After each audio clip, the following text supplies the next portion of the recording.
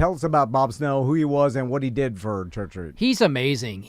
So he started the one in Pensacola. He had a Porsche Roadster and an antique gun collection. He sold that to cobble together enough money to turn this old tobacco warehouse into Rosie O'Grady's out there. It started to grow, became the Seville Quarter, which is the Pensacola equivalent of Church Street.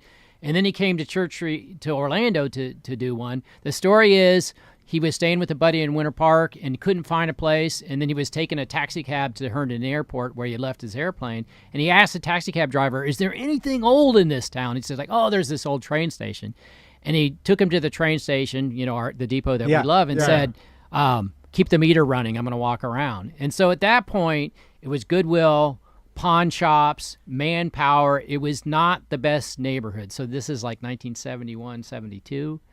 And he saw potential because all these buildings had really good bones. They were built in the 1920s. Well, Not me. Worst bones in Orlando. Soft. Already had a hip replacement. The Bumby building goes back to the 1880s. That's the building right across from the depot. It's still there. It was Hamburger Mary's last. Yes. Yeah, that was there. He saw potential, and then he said he knew he found the spot.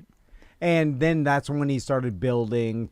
Started with Rosie's, Apples, Lily's, Fogg's, went across the street to Cheyenne, then built the Orchid Garden, Crackers Restaurant, the wine cellar. So he basically owned everything. He had partners at different times. The guy was he took a lot of financial risk. I admire him so much for that.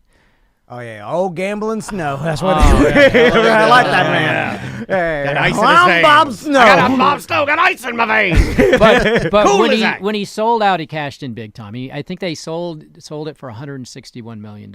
Oh, wow. Which was the 1980s money. That's real a lot.